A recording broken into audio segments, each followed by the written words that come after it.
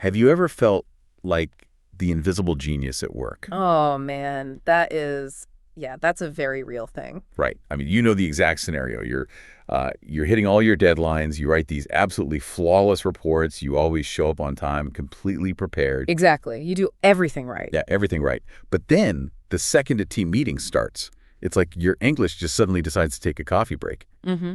And it leaves all of your very best ideas completely stranded in your head. It is an incredibly common and honestly a really isolating experience. I mean, you're sitting there looking at the spreadsheet or the project plan, and you know exactly how to fix the flaw that everyone else is arguing about. Right. You have the answer. You literally have the answer. Yeah. But the sheer speed of the conversation or, just the fear of stumbling over a sentence, it keeps you muted. Yeah. And you end up feeling entirely unseen. Like your words in that highly visible moment they don't match your actual talent. So if you have ever sat in a conference room or stared at a grid of faces on a video call feeling overshadowed, this deep dive is entirely for you.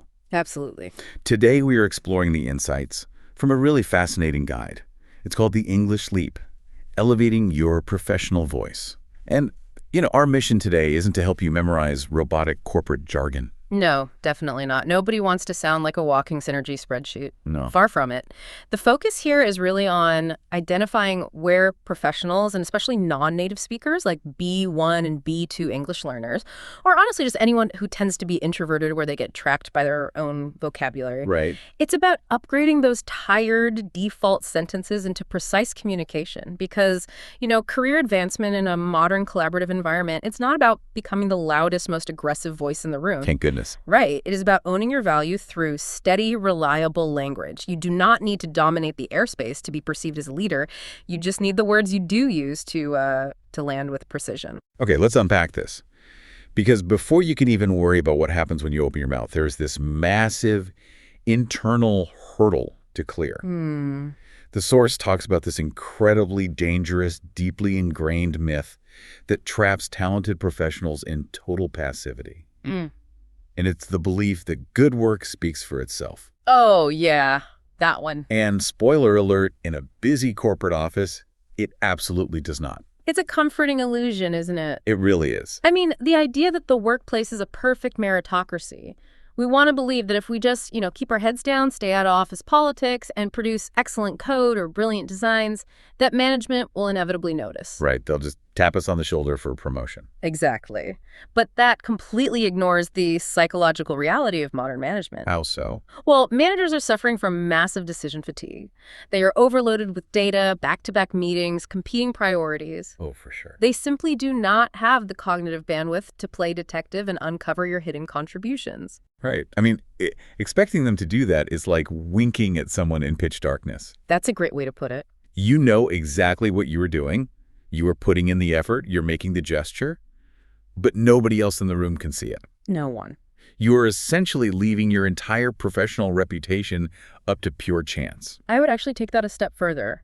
When you rely on the good work speaks for itself mentality, you aren't just being quiet. You are actively categorizing yourself in the minds of your leadership. Okay, well, what do you mean?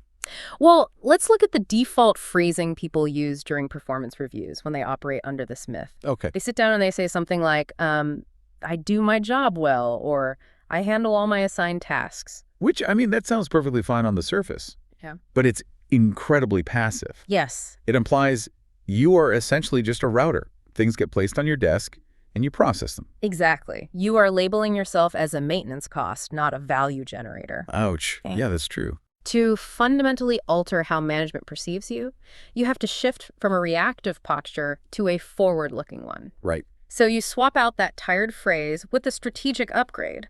The word is proactive. The phrasing becomes, I want to be more proactive and pitch my ideas wherever they add value. Okay, so let's look at the mechanics of why that works so well. Because you aren't just promising to work harder or put in longer hours. No, not at all. You are signaling a highly sought-after mindset.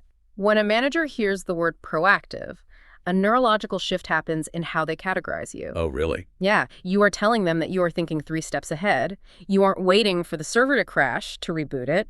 You are looking at the memory logs beforehand. Right. By saying, I want to be more proactive, you elevate yourself from a task executor to a strategic partner, someone who is actively looking for ways to protect and grow the business. You take the burden of supervision off their shoulders. Exactly. What's fascinating here is how much weight that single word carries. So claiming your space and signaling that mindset, that's step one. Okay.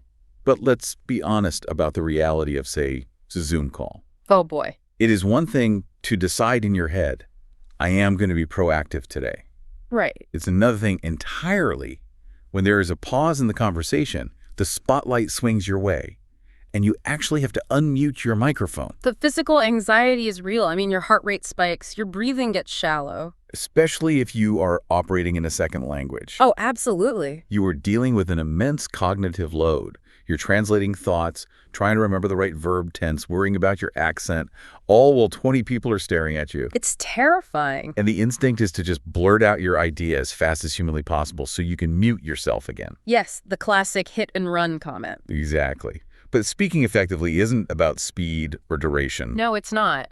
We often confuse fluency with verbosity. We watch the person who comfortably holds the floor for 5 minutes and think, wow, they are a great communicator.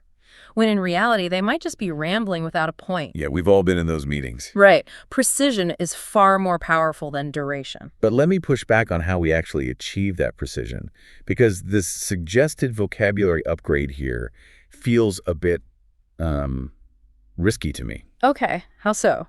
Well, instead of saying a simple, safe phrase like, I want to share my idea, the guide recommends using the word articulate. Yes. So the upgraded sentence is, I'd like to take a quick second to articulate my thoughts on this. Correct. If I am already terrified of stumbling over my English, trying to bust out a formal 4-syllable word like articulate feels like I'm setting myself up to fail. I get that. Doesn't that sound pretentious? Like compared to just saying, I want to say my idea. That is a very natural hesitation. It feels like you are putting on a suit that is 2 sizes too big. Yeah, exactly. Yeah. But let's break down the psychology of why articulate is actually a defensive shield for someone who is nervous about their language skills. A defensive shield. Yeah. To articulate simply means to express a thought clearly. It doesn't mean using a massive vocabulary, and it absolutely does not require flawless grammatical structure. Wait, really? So I am not promising to sound like a Shakespearean actor? Not at all. Think about what happens functionally when you say, I'd like to take a quick second to articulate my thoughts. Okay. First, you are physically claiming the floor and slowing the tempo of the meeting down. You are giving your own brain a 2-second runway to gather its thoughts. Oh, that makes sense. But more importantly, you are managing the expectations of your listeners. Because I'm telling them I'm going to focus on clarity. Precisely. By announcing your intention to articulate, you subtly instruct the room to listen for the structure and value of your idea rather than evaluating your syntax. Wow. You are essentially saying, I am going to build a logical point right now. And people actually listen differently when you say that. Yes. When listeners hear that cue, they lean in to grasp the concept, and they subconsciously forgive minor grammatical hiccups because you have already anchored their attention to the underlying value of the message. That's brilliant. You entirely remove the pressure of having to speak perfect English, replacing it with the much easier goal of just being clear. I really like that framing. It's a tempo shift. You are buying yourself time, taking a breath, and framing your idea as something inherently worth listening to. Exactly. So that covers what to do when you have the floor. But let's look at the other side of the table, because communication is a two-way street. Always. What happens when the spotlight isn't on you, but on a colleague who is aggressively throwing an absolute wall of complex corporate buzzwords at you? Ah, yes. The moment of pure, silent conversational panic. It is the single scariest office moment. It really is. Someone asks you a direct question, but the preamble to their question was this, like maze of acronyms, synergy metrics, and jargon that makes zero sense. And it triggers what is universally known as the international office nod. The self-preservation nod. Yes, we've all done it. You have absolutely no clue what the person just said. Not at all. But instead of stopping the meeting to admit you were lost, you just smile gently, nod your head with deep fake understanding, Right. and just hope they move on to someone else. We do it because the alternative feels like career suicide. Totally. If you are already self-conscious about your language skills, admitting you do not understand a sentence feels like you are confessing to incompetence. Yeah, it feels awful. You look around the room, assume everyone else perfectly understood the jargon, and decide you would rather be confused than exposed. But sitting in silence is incredibly dangerous for your actual work output. It is. I mean, if you nod, you own that task now, even if you don't know what it is. Yep, you bought it. And weakly saying, I don't get it, or I don't understand your English, can sound defensive or inadequate. So we need a strategic upgrade here. Yes, we do. Instead of the awkward nod, the guide suggests you deploy the word. Clarify. It is arguably the most powerful stabilizing tool in any professional's vocabulary. So the exact script to keep in your back pocket is this. I want to make sure I'm following you correctly. Could you clarify the main point regarding the timeline? And notice the structural brilliance of that phrasing. Break it down for us. If you just say, you aren't making sense, you attack their ego. Right. If you say, I don't understand, you attack your own credibility. But starting with, I want to make sure I'm following you correctly, creates a shared burden. It frames the interaction as a mutual pursuit of alignment. It sounds incredibly collaborative. Like it's not a confrontation, it's a partnership check. Yes, and asking them to clarify the main point completely flips the power dynamic in the room. That is so true. This is crucial for anyone feeling marginalized. Asking for clarification does not make you look weak or confused. It actually frames you as the sharpest, most engaged person at the table. Right, because you care about getting it right. Exactly. You become the professional who refuses to operate on vague assumptions and insists on operational precision. Because the subtle subtext is, I am a precise thinker and you are being a bit too vague right now. Exactly. You force the speaker to abandon their protective layer of buzzwords and distill their actual request down to its core meaning. That's powerful. And frankly, the psychological payoff here extends beyond just you. Half the time you deploy this tactic, if you look around the room, you will literally see 3 or 4 other colleagues physically drop their shoulders and exhale. Oh my gosh, yes. Because they were doing the fake nod too. They were just as lost, but they lacked the courage to stop the train. Right. By demanding clarity, you don't just save yourself. You become the quiet hero of the meeting. You establish yourself as a guardian of efficiency. It is an incredibly empowering shift in perspective. You are no longer the confused bystander. You are the driver demanding a clear roadmap. Perfectly said. So, asking someone to clarify their confusing idea is one thing. But what if you understand them perfectly and you realize their idea is just fundamentally wrong? Ooh. Now we are entering the deepest waters of workplace communication. The danger zone. Navigating conflict and disagreement. Yeah, this is where true professional voices are tested. I mean, think about how jarring it is to sit in a collaborative meeting, hear a terrible idea, and bluntly say, this is wrong. It's aggressive. It is like picking up a heavy masonry brick and dropping it right in the center of a glass conference table. That is a very vivid image, but yes. It shatters the entire vibe of the room. The conversation stops. The other person instantly gets defensive. Because it triggers an immediate fight or flight response. Right. When you drop that brick by declaring objective wrongness, the other person's ego is instantly threatened. Yeah, they shut down. The moment that happens, they are no longer listening to your logic, no matter how good your data is.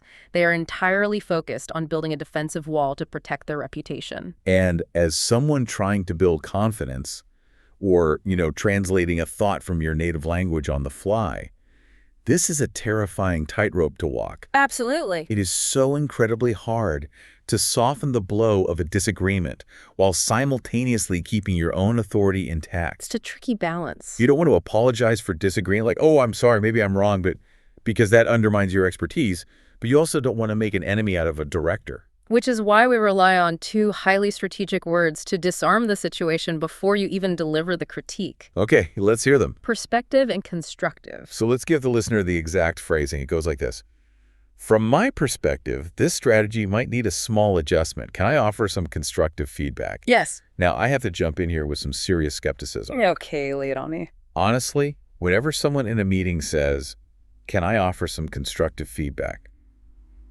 Ethically, my immediate internal translation is, I'm about to be insulted. Oh, yeah, for sure. Doesn't everyone know by now that constructive feedback is just corporate camouflage for criticism. That is a very fair critique of how the phrase is often abused, but the magic here relies on the combination of the entire sentence, specifically anchoring it with the word perspective. Okay. Let's break down the mechanics. If you just walk up and say, here is some constructive feedback, yes, people will brace for impact. Yeah. But when you start with, from my perspective, you are immediately lowering the stakes. How does it lower the stakes?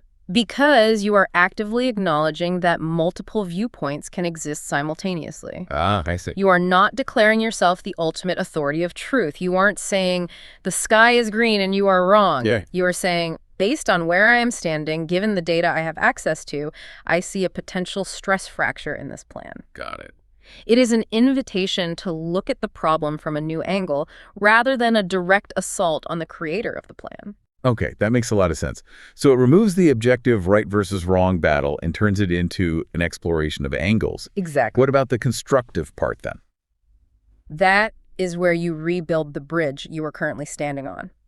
To be constructive literally means you are focused on building up the architecture of the project, not tearing down the character of the person. Okay, I like that distinction. Even if someone instinctively braces for criticism, when you pair it with perspective, you are making a linguistic contract with them. Mm-hmm. You are saying, I am on your side, we share the exact same goal, and the information I am about to give you is designed solely to make this project bulletproof. It's like you're taking that heavy brick, and instead of dropping it on the glass table to smash things, Right. you are handing it to them and saying, here, let's use this to reinforce the foundation. Exactly. You completely bypass their ego's defense mechanisms. That's so clever. You maintain your absolute authority because you are still identifying a flaw and stepping in to correct it. You aren't backing down. But you do it with a vocabulary that invites collaboration. You turn a potential adversary into a co-architect.